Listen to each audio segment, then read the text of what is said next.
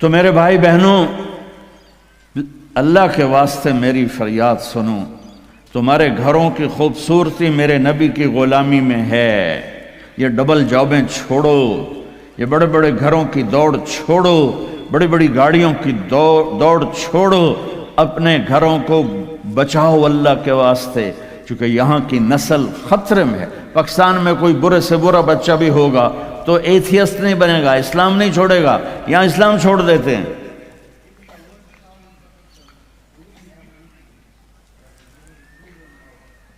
میں آپ کو اپنے گھر کی بتا رہا تھا، ایک بچہ مجھے ملنے آیا، کہنے لگا جی میں نے پورے پاکستان میں ٹاپ کیا ہے ایف ایس سی میں، اور جو ٹاپ کرتے ہیں وہ کنگ ایڈورڈ میڈیکل یونیورسٹی میں جاتے ہیں۔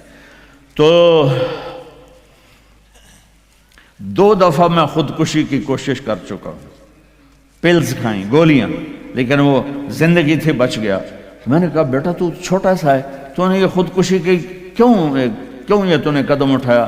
کہا جی میرے امی اور ابو اتنا لڑتے ہیں کہ ڈسہارٹڈ ہو کر میں 2 دفعہ خودکشی کی کوشش کر چکا۔ ماں اور باپ کی لڑائی نے اتنے بریلینٹ قابل بچے کو مرنے پر مجبور کر دیا۔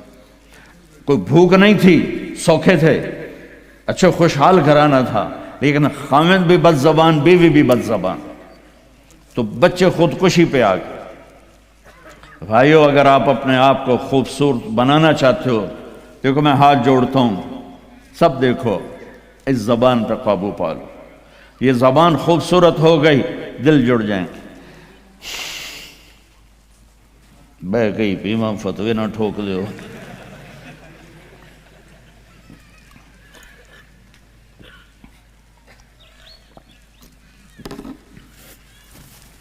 ہماری ایک دھوبن تھی ماسی شریفہ، 85 میں بیچاری فوت ہوئی، چھوٹا قد تو بڑی لڑاکی۔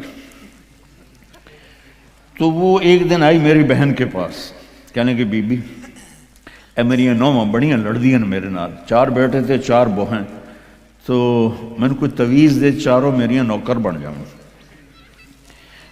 میری بہن کو تو پتا تھا کہ لڑدی تھا آپ ہے، تو اس نے نا اسے کاغذ پر کچھ لکھا کے نا یوں کر کے نا اسے تعویذ کو رول کر کے، کماسی شریفہ اے تعویذ ہے بڑا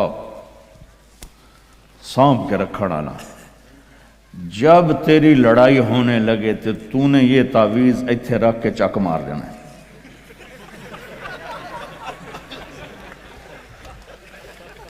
میری بہن نے کیا طریقہ استعمال کیا، ماسی شریفہ کو چپ کروایا۔ اب تعویذوں کا بڑا مانتے ہیں ہمارے دیہاتوں میں، تو وہ ہفتے بعد آ گئی، کہنے کہ بی بی تو بڑا چنگا تعویذ دیتا ہے، میری تو ساری لڑائی ختم ہو گئی، کیونکہ ماسی شریفہ چپ ہو گئی۔ تو میں نے یہ 2 تعویذ بنائے ہیں، ایک آپ مستورات لے لو، ایک آپ لے لو، جب لڑائی ہو تو چک مار کے بہ گئے کرو، آپ کی لڑائی ختم ہو جائے گی۔ ہائے ہائے، ارے میرے بھائی، قربان جاؤں اہل بیت کے اخلاق پر۔ امام زین العابدین کو گالی دینا نبی کو گالی دینا ہے۔ حضرت حسین جن سے نسل چلی، ان کو ایک آدمی نے گالیاں دی، ننگی، وہ یوں منہ کر کے بیٹھ گئے۔ ہائے ہائے ہائے ہائے۔ اس نے سمجھا کہ ان کو پتہ نہیں میں ان کو گالیاں دے رہا ہوں، تو وہ ادھر سے اٹھ کے سامنے آ کر کہنے لگا ایاک آنی، اور میں تینوں گالا کر رہے ہیں۔ آپ نے فرمایا وعن کا اغضی، اور میں بھی تجھے ہی معاف کر رہا۔ تو ایک دم قدموں میں گر کے پاؤں چومنے لگا کہ بے شک آل رسول کے اخلاق ایسے ہی ہوتے ہیں۔ میرے بھائیوں، اپنے گھروں کو اپنے نبی والی زندگی پہ لاؤ۔ میرا سر میرا ساتھ نہیں دے رہا، میں تفصیل ویسے بھی نہیں ہو سکتی، اشارہ کر رہا۔ اپنے نبی کی زندگی پڑھو، اپنے نبی کی زندگی پڑھو کہ آپ نے اپنے گھر کو کیسے چلایا، کس طرح آپ نے 11 گھروں کو نبھایا، 2 مہینے چولہا نہیں جلتا تھا اور بیویاں قربان ہو رہی ہیں، یہاں سب کچھ دے کر پھر بھی لڑائیاں ہیں، بچے برباد ہو رہے ہیں، نسلیں برباد ہو رہی ہیں، چھوٹی چھوٹی باتوں پر اڑ کر ہمارے استاد صاحب تھے مولانا جمشید صاحب، وہ ہمیں بہت زیادہ سبق میں فرماتے تھے، جو ہار مان جائے گا وہی جیت جائے گا، ہار مان جایا کرو، جھک جاؤ، جھک جانے، میرے نبی نے فرمایا جو جھک گیا اور معاف کر گیا، میں گارنٹر ہوں اگر اس کی عزت کم ہو تو مجھ سے آ کے لے لے، جو معاف کرے گا اللہ اس کی عزت بڑھا دے گا، جو بدلہ لینے پہ آئے گا پورے گھر کو توڑ کے رکھ دے گا۔ یہ چند روزہ زندگی ہے، میرے نبی کی 2 سنتیں لے لو، ایک زبان پہ قابو، یہ اس زبان پہ قابو پا لو، اس زبان پہ قابو پا لو، اس زبان پہ قابو پا لو، تو آپ کے گھروں کے 90% مسائل ختم ہو جائیں گے۔ اور دل کو سب سے صاف رکھو، اور اپنے ایک دوسرے کا ہاتھ بٹھاؤ، اپنے بچوں کو اپنی دولت سمجھو، ان کو یہاں اچھا مسلمان بنا کے چھوڑو۔ اب یہ نسل یہاں رہنے والی ہے، واپس نہیں جائے گی، نہ تم جاؤ گے نہ تمہاری نسلیں جائیں گی۔ ایک پٹھان کوئی بیٹھا ہو تو پہلے معافی مانگتا ہوں، تو ایک پٹھان کا خرگوش گم ہو گیا، تو لوگوں نے افسوس کیا کہ خان جی آپ کا تو خرگوش گم ہو گیا، تو وہ کہنے لگا ارے بھائی غم نہ کرو، ہم نے اس کو نسوار کھلایا ہوا ہے، جب نشہ ٹوٹے گا ہمارے پاس ہی آئے گا۔ تو تمہیں آسٹریلیا کی نسوار لگی ہے، تم پاکستان واپس جاؤ گے؟ نہیں جاؤ گے، ادھر ہی رہو گے۔ لہذا یہاں اس طرح زندگی سیکھو کہ آپ کی نسلیں اسلام پہ باقی رہیں۔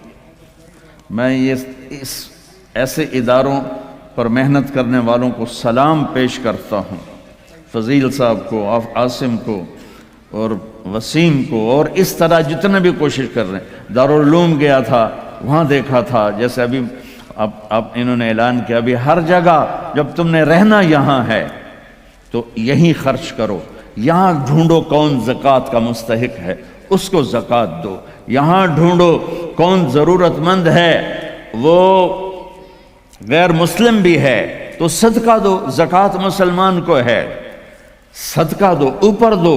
زکوٰۃ دینے سے آدمی سخی نہیں بنتا اور بخیل بھی نہیں رہتا۔ رات بھی ان کے سکول آیا تھا تو یہ میں نے قصہ سنایا تھا کہ زکوٰۃ دینے والا ایک ہوتا ہے نا مرد، ایک ہوتی ہے عورت، یہ درمیان والا کون ہوتا ہے؟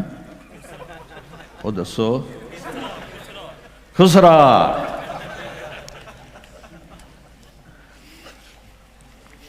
تو زکوٰۃ دینے والے جو ہوتے ہیں نا وہ بخل سے نکل آتے ہیں، سخاوت میں جاتے نہیں تو وچکارلے بڑھ جاتے ہیں۔ تو صدقہ بھی دیا کرو۔ خسرو پرویز ایران کے بادشاہ کے پاس ایک آدمی مچھلی لایا، اس کو بڑی پسند آئی تو اس نے شاہی جوش میں کہا 4000 درہم دے دو۔ بہت بڑی دولت تھی، جسے $4000 سمجھو ایک مچھلی۔ تو اس کی بیگم نے اس کے کان میں کہا یہ کیا کیا ہے؟ دربار تھا کہ 4000 تم ایک مچھلی پہ دے رہے ہو تو خزانہ خالی ہو جائے گا، واپس لو اس سے پیسے اور مچھلی واپس کرو۔ انہوں نے کہا میں بادشاہ ہو کر پیسے کیسے واپس لوں، یہ تو ہو ہی نہیں سکتا۔ انہوں نے کہا میں بتاتی ہوں، تم اس کو بلا کے پوچھو بھائی یہ مچھلی کیا ہے، نر ہے یا مادہ؟ وہ کہے گا نر ہے، تم کہنا ہمیں مادہ چاہیے تھی، یہ تمہاری مچھلی، ہمارے پیسے دو۔ اگر وہ کہے یہ مادہ ہے تو تم کہنا بھی ہمیں نر چاہیے تھا، یہ تمہاری مچھلی، ہمیں پیسے دو۔ ہاں ہاں ہاں، کب ہے اس کو بلاؤ بلاؤ بلاؤ بلاؤ۔ وہ باہر نکل گیا تھا، اس کو بلا لی۔ او بھائی یہ مچھلی نر ہے یا مادہ؟ اوہ کوئی پیو دا پتر اسے کہ صحیح ہے ہی جڑائے، یہ نہ نر ہے نہ مادہ۔ انہوں نے کہا 4000 اور دے دو۔ تو میرے بھائیو، آسٹریلیا، اگر آپ کے پاس پاسپورٹ ہے تو یہ آپ کا ملک ہے، یہ آپ کا دیس ہے۔ میں آپ کے سامنے ہاتھ جوڑتا ہوں، اسلام پہ حرف نہ آنے دو، جھوٹ نہ بولو، دھوکہ نہ دو، فراڈ نہ کرو۔ یہاں کی لڑکیوں سے اس لیے شادی نہ کرو کہ کاغذات بنانے ہیں، یہ دھوکہ ہوگا، فراڈ ہوگا۔ اور میرے نبی کا فرمان ہے میرا امتی ہر گناہ کر سکتا ہے، 2 کبھی نہیں کرے گا، ایک جھوٹ کبھی نہیں بولے گا اور ایک دھوکہ کبھی نہیں دے گا۔ آپ میں جو تاجر بیٹھے ہوئے ہیں ٹیکس نہ بچاؤ، جو جابین ہیں ان کا ٹیکس تو اپنے آپ کٹ جاتا ہے، لیکن یہ جو تاجر ہیں یہ ہیرا پھیری کر کے ٹیکس بچاتے ہیں۔ تو میں آپ کے سامنے ہاتھ جوڑتا ہوں، سچائی پر پیسہ قربان کر دو، پیسے پر سچائی کو قربان نہ کر دو۔ اگر تمہاری کمائی 1 لاکھ ہے تو 1 لاکھ شو کرو، اور اس کو جتنا ٹیکس بنتا ہے ادا کرو، اللہ تمہیں پتہ نہیں کہاں کہاں سے دے گا۔ دیکھو یہ لوگ آپ پہ لگاتے ہیں، آپ پر خرچ کرتے ہیں، آپ کا ہر سہولت کا خیال کرتے ہیں۔ آپ اسلامی ملکوں میں 50 سال بھی گزار دو تو آپ کو پاسپورٹ نہیں دیتے، آپ 4 سال گزارتے ہو آپ کو پاسپورٹ دیتے ہیں، آپ کو برابر حقوق دیتے ہیں۔ آپ ان کو دھوکہ دو، کسی کو بھی دھوکہ دینا حرام ہے، اور جو اتنے خیر خواہ ہوں ان کو آپ دھوکہ دیں اور ٹیکس بچائیں، کیا کرو؟ شادی پہ لٹا دیتے ہیں، شرابوں پہ لٹا دیتے ہیں۔ رزق حلال، شرابیں نہ بیچو، رزق حلال کماؤ، اللہ سے مانگو کہ اللہ میں توبہ کرتا ہوں میرے لیے راستہ نکال، اور پھر اس کی کوشش کرو، اللہ راستہ دے دے۔ آپ ان کے ساتھ وہ انگریزوں کے دور میں نا دلی میں ایک وہ پک پاکٹ والا تھا، جیب کترا، تو اس کا چیلا شام کو 2 روپے لے کر آیا، تو اس نے اس کو تھپڑ مارا کہ صرف 2 روپے سارے دن میں؟ انہوں نے کہا استاد جی آج ایک بڑا مال چرایا تھا، ایک انگریز کی جیب کاٹی تھی، لیکن 4 قدم چلا تو مجھے خیال آیا سبحان کہ اگر قیامت کے دن عیسیٰ علیہ السلام نے میرے نبی کو گلہ دے دیا کہ آپ کے امتی نے میرے امتی کی جیب کاٹی تھی تو میرے نبی کو شرمندہ ہونا پڑے گا، تو میں نے وہ پیسے اس کو واپس کر دیے، اور یہ 2 روپے اپنے دے کپے تو اس نے خوش ہو کر اس کو 10 روپے انعام دیا۔ تو بھائیو دیکھو کل قیامت کے دن اپنے نبی کو شرمندہ ہونے نہ دینا کہ دھوکہ، فراڈ۔ نوجوان شادیاں کرتے ہیں کہ پیپر بن جائیں، ریئل شادی کرو ٹھیک ہے، لیکن پیپر بنانے کے لیے اللہ کے واسطے ایسا دھوکہ۔ اب تاجر ہو اللہ کے واسطے ٹیکس نہ چراؤ، یہاں کے قانون کی پاسداری ان سے بھی زیادہ کرو۔ ہمارے ملکوں میں ٹیکس نہیں دیتے کہ ہیرا پھیری ہے، حکومت کے کارندے کھا جاتے ہیں، کچھ راستے میں ادھر ادھر ہو جاتا ہے، کچھ تھوڑا بہت لگ بھی جاتا ہے، تو وہاں تو اس لیے وہ ٹیکس نہیں دیتے۔